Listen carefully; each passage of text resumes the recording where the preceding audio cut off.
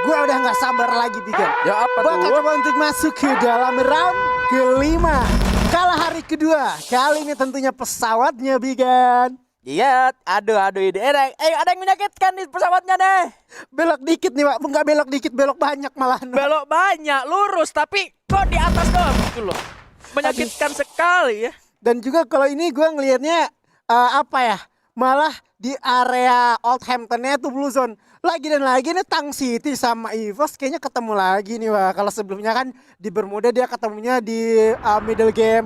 Kali ini early game dia bakal ketemu. Apakah bakal berjibaku? Oh tentunya jelas. Karena first bloodnya udah didapatkan dan kali ini tentunya ada Abax yang bakal melakukan agresi ke arah depan dan itulah dia Bigan. Bahkan 2 orang dari tim Tang City Esports kali ini harus sudah tumbang. 1 orang di sana harusnya masih bisa diselamatkan terlebih dahulu. Mr. 05 masih bisa dihidupkan kembali. Artinya bakal seorang Abax ke arah seorang Riz tapi masih sangat-sangat jauh. Dan kali ini anak-anak dari Tang City Esports benar-benar diusir dari compoundnya sendiri. Dan ini merupakan pembalasan dendam anak-anak tim EVOS Divine ke arah Tang City tentunya. Riz sudah melapas tembakan ke arah Mr. 05 langsung saja tumbangkan kali ini. Masih ada backupan dari 1 rekannya. Straight masih membuka kembali glue wall-nya untuk melepaskan menyenangkan ke arah seorang Riz tentunya yang ada di area lantai 2 di dalam rumah. 2 orang bakal segera masuk. Mr. 05 belum untuk menggulung medkitnya. Kali ini Riz-nya akhirnya berhasil ditumbangkan. Iya betul banget. Gua ngamatin ya. Bisa dibilang 80% ketika di map kalah hari ini berjumpa si Tang City-nya tuh malah kalah dengan EVOS-nya itu sendiri. Dan juga gue pengen potong dulu pembahasan gue karena ada West Bandit dengan Kings. 2 orang dari Kings sudah tumbang. Tapi Straw Hat dengan darah yang sangat-sangat low kali ini masih terus berupaya melakukan firing. Bahkan jump shoot dan Straw Hat-nya tumbang. Sayang sekali kalah dari health point. Tapi kali ini Dix masih tetap stay bersama dengan 1 rekannya. Samping sebelah kiri sudah ada orang. Sudah ada tembakan dilepaskan. Dix berhasil melepaskan semua headshot karena seorang Alpha. Tapi kali ini Limsy-nya juga harus tumbang sampai West Bandits akhirnya sudah tumbang di posisi ke-12. Siap. Rupanya ini si raja kita si Kings ini tuh panasnya udah di round-round akhir Pak. Nah, Ini kayaknya sama kayak kalau nggak salah itu di day ketiga dah. Di Ya. day ketiga kayaknya dia tuh panasnya sama banget di late game di late seperti ini. Jauh banget. Apakah dia old machine? old machine. Apakah bukan? Karena panasnya selalu di akhir-akhir banget. Dan gue juga mau notice, oh rupanya Len Afgat masih kukuh Pak. 66 poin dan juga The Pilasnya berhasil menggeser EVOS. Ya sekalipun tadi untuk The Pillars of sendiri ini finish di posisi berapa ya? Posisi ke-6 ya? 6. Tapi mereka tertolong dengan poin eliminasi yang mereka dapatkan dari round sebelumnya dan juga tertolong dengan EVOS Divine yang tumbang di awal-awal sebelum The Pillars OP-nya rata. EVOS kalau nggak salah ada di peringkat 10 ya. Nah, Dia juga dari The Pillars OP ini udah dapatin kill dari Aura sebelumnya yang di dalam rumah kayu. Jadi bisa sedikit merangsak naik walaupun untuk poin juga dia tuh hanya terpaut sekitar 3 poin Wak. Masih bisa banget untuk dikejar. Dan gue lagi tadi pengen kayak ngebahas dari Tang City yang sebelumnya dapatin Buya. Kayaknya kali ini dia dipaksa banget untuk struggling lagi menghidupkan 2 orang temannya karena tadi dia udah Buya. Dan bahkan si ex cowoknya tuh dapatin Predator 6 poin kill dengan di match 2693. ini adiknya Wiza bukan sih? Mirip ya. Iya, rambutnya Gondrong juga sama ya. itu dia. Waduh ini kalau mungkin gua ngeliat apa ya, Wiza KW 2. Nah, tapi kalau misalkan rambutnya dikit ini bisa jadi kayak adiknya Aji Sven. Iya. Waduh. Enggak Bang Aji, mohon maaf bercanda. Pasti dia lagi nonton juga soalnya. Salam juga buat Bang Aji ya di rumah ya. tapi apa ya, 2 kemungkinan di dalam 1 orang ya. 2 in 1 ya. Aduh. Tapi gue mau back to the topic lagi di mana Galaxy juga yang sebelumnya tuh belum dapatin mungkin placement point yang bener-bener bagus. Dan kali ini dia memilih bertahan. Mungkin karena bertahannya dia juga diuji sama Danger Zone oleh Garena. Rupanya Garena itu gak mau memberikan titik aman bagi masing-masing player yang main. Ada sedikit kesulitan dihadapi oleh tim Galaxio di Bermuda. Sebelumnya mereka harus berapa tumbang di tangan anak-anak dari West Bandits. Mungkin ini harus menjadi pertimbangan karena ini udah masuk ke mid season untuk egoismisasi. Apa sih dibilangnya? Egoisme lah itu jelas. Egoisme aja ya. Iya. Untuk mempertahankan area Clock Tower ini harus sedikit diturunkan egonya. Iya betul banget. Karena nggak bisa melulu kita meninggikan ego kita. Kalau hitungannya 1 player aja yang berego tinggi itu bisa berdampak cukup besar bagi tim, apalagi keempatnya nih. Nah. Itu otomatis yang bakal dapatin poin jelek juga tim sendiri, kerasnya juga banyak. Memang sih oke lah untuk win rate dari kedua tim antara West Bandit dan juga si Galaxio ini sama-sama pernah menang, sama-sama pernah kalah. Jadi kalau misalkan dari kedua tim ini masih sama-sama pengen pertahanin area Clock Tower ya masih worth it aja sih. Cuma ya resikonya itu kalau misalkan lu udah rata di posisi ke-12 ya lu nggak dapat poin di round tersebut. Beda halnya kalau misalkan dari Galaxio-nya misalkan kayak tadi tumbang tapi masih ada satu orang yang masih bisa buat kabur, buat cabut. Seperti yang terjadi di match day di hari Jumat kemarin. Akhirnya tim West Banditnya berhasil diratain balik sama Galaxio setelah Galaxio-nya berhasil buat reset lagi. Tapi ya itu kemungkinan yang apa ya bisa gue bilang persentasenya tuh sangat-sangat rendah. Dan bilang sangat rendah ya rendah, bilang sangat tinggi ya sangat tinggi gitu loh. Kalau misalkan sekalinya udah mau kalah ya udah tinggi banget gitu kalahnya. Kalau misalkan sekalinya mau menang tinggi banget juga kemungkinan buat menangnya. Hitungannya 50-50 lah ya. Betul. 50-50 dan juga mungkin tadi sempat udah di notice juga sama Bigen Galaxio dan dia Galaxio itu udah bertahan juga dan mungkin ya Galaxio itu udah mempredik bahkan zona itu ada di area mereka. Sehingga dari segi mereka juga tuh belum melakukan rotasi yang benar-benar apa ya, kelihatan banget masih ada di area Bayfront juga serta pertengahan antara Bayfront Refinery dan juga dari yang belum gua ngeliat itu dari tim GPX sebenarnya. Karena dari GPX ini kayaknya masih punya satu problem yang belum mereka atasi dan sampai sejauh ini mereka juga belum nemuin yang namanya titik terang untuk dapatkan buyahnya karena di week ini ya. Iya di week ini karena juga pesaing mereka tuh terus menerus menambah poin karena kita nggak ada lagi dan lagi kita nggak ada poin grup men. Ini poin global yang tentunya bakal diamankan. Ngomongin soal poin global, rupanya juga ada Onyx yang lagi butuh poin banget sehingga dia ngambil area Mammoth dan bahkan nggak ketemu sama tim lain gitu. Nah, harusnya masih ada kesempatan untuk terus bisa mengamankan secara mereka punya placement ya.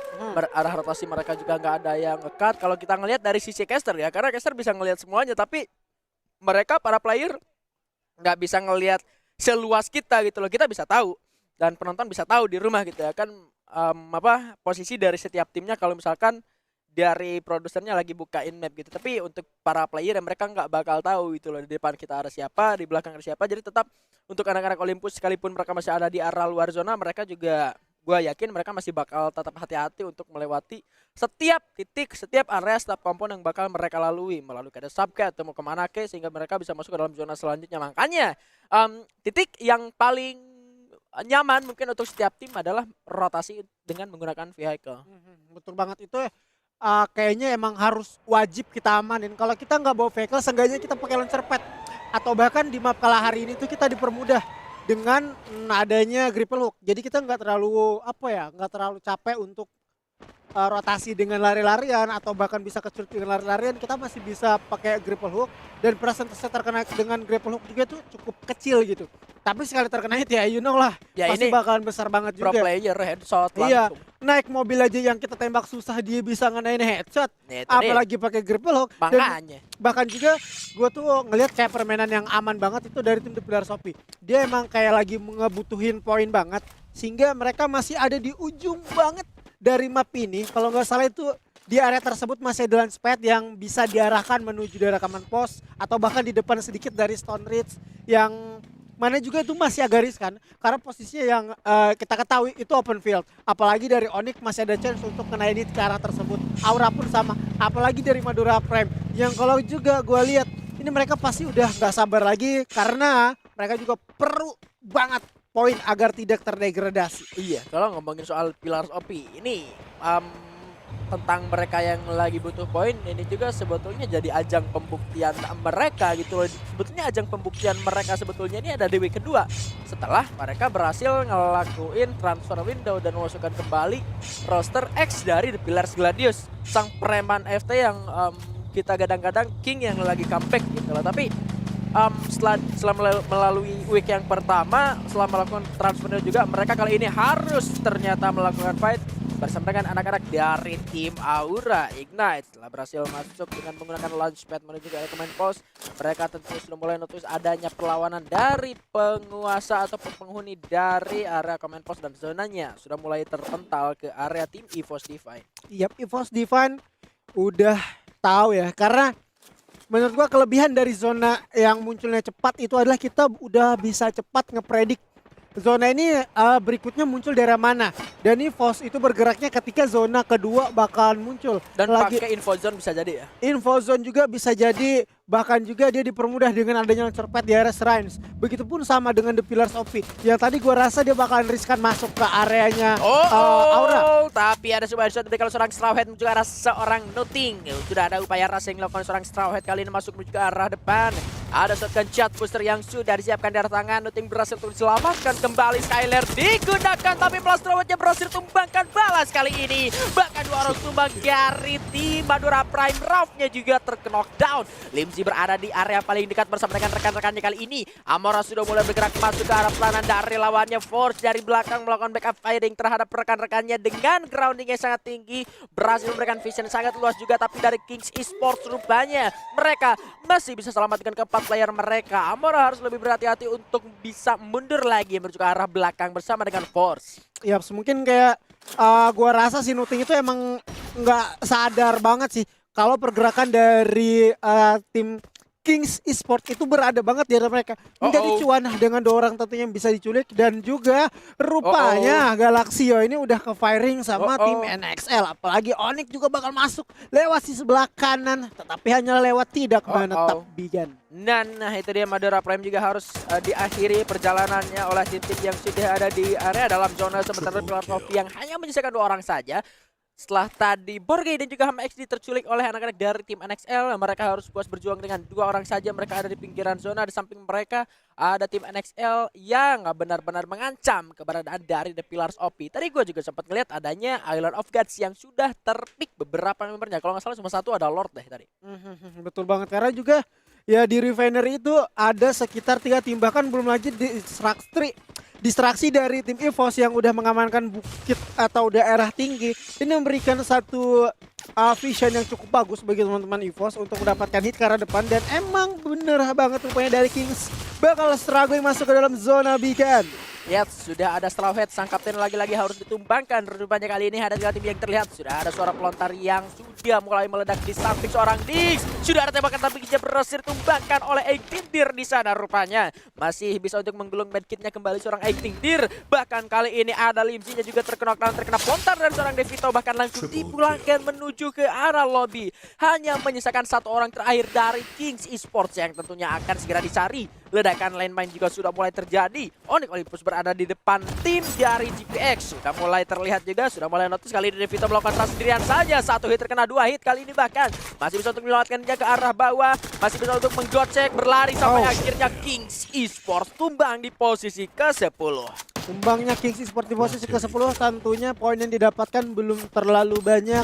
Harus rehat kembali ya.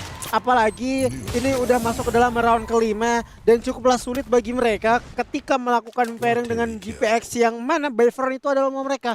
Jadi dari GPX sendiri itu udah tahu kelebihan dan kekurangan tersebut. Gua foto lagi dengan ada Aura yang lagi panas dengan EVOS. Aduh, rupanya nggak kelihatan. Piu, agak sedikit terlambat untuk membuka sebuah gol untuk menyelamatkan satu orang rekannya Rosman yang harus benar-benar terending terpulangkan ke arah lobby oleh seorang Dion. Yang kali ini mendapatkan grounding sangat tinggi di arah tower, tapi Mr. 05 berhasil mendapatkan jars. Ada jar yang harus ending oleh Deer, ternyata tersampah. Garda juga berhasil mendapatkan 1 kill atas lawannya Freya. Ditumbangkan seorang Guns dari tim Aura Igde. Rupanya kali ini Aura sudah berada di arah bawah TPUP-nya. Sayang sekali harus terbang di posisi ke-9. Bule tumbang di arah bawah, tapi Bionnya sayang sekali harus knockdown, harus diselamatkan dengan grapple hook dan naik ke arah atas. Piu menahan pergerakan dari Island of Gods yang tadi sempat yang di kalah hari yang pertama kali tumbang. NXL juga harus sudah puas di posisi ke-7 dan kali ini 6 tim tersisa. Ya posisi gue lihat tadi sulit emang dari Aura. Mereka ingin masuk ke dalam zona yang aman pun harus mengorbankan 2 playernya. Begitupun sama juga dengan Tang City, apalagi Navgat yang emang udah terhimpit kayak bingung banget mau kemana. Dia berada di area yang cukup tinggi. Ketika kita jatuh itu ada di masih delay. Belum lagi dari atas itu si Bion udah emang mantekin terus dengan AC-18. Terlihat juga mungkin ada sekitar 3 atau 4 kill udah diamankan sama Bion. Jadi buat tim yang ada di bawah itu mau nggak mau cara mereka masuk adalah dengan paksaan agar mereka bisa aman dan ngamanin placement point. 5 tim lagi tersisa. EVOS masih utuh dengan 4 orangnya. Perlawanan lain pun juga bakal diberikan tentunya sama Onyx, yang juga Onyx udah ngamanin satu kompon. Terlihat di sana masih ada kontainer yang masih aman, jauh daripada jangkauan. Hanya saja GPX-nya dalam marah bahaya, karena dari belakang juga tentunya Onyx bakal langsung nge-secure karena mereka. Dan bahkan EVOS-nya itu kayak memikirkan lagi cara lain untuk masuk ke dalam zona agar bisa dapatkan 2 orang dari GPX. Tapi mereka juga tentunya harus waspada karena Onyx udah mulai memberikan distraksi. Ya, harus mengeluarkan beberapa resource juga dari tim EVOS Divine karena mereka terkuras secara darah ketika masuk ke dalam zona selanjutnya. Nggak ada vehicle yang digunakan oleh tim EVOS Divine, tapi kali ini Mr. 05 sudah membuka banyak wallnya. Ada Equitir yang tentunya membahayakan. Mr. 05 sudah melepaskan tembakan tentunya kali ini. Aduh, dihancurkan lagi, bahkan Mr. 05 kali ini sudah tumbangkan. Kali ini sangat-sangat sulit, bahkan langsung dipulangkan karena lobby oleh anak-anak dari tim Onyx Olympus. Beyond berada di atas, aura Ignite-nya sudah rata-rata. Beyond turun ke arah bawah, tapi di sana sudah ada Galaxio yang menyambut TPX tumbang di posisi keempat. 2 orang dari tim EVOS Divine kali bakal masuk ke arah zona selanjutnya. Ini adalah alasannya untuk tim Onyx Olympus sudah menguasai di arah tengah. Abaknya terknok namun seorang gardu kali ini masuk Jurassic Sia dengan MP5-nya melakukan ending dan EVOS tumbang di posisi ketiga kali ini. Garen melemparkan granatan ini, tentunya Randy bakal sangat sulitan Buya untuk tim Onyx Olympus.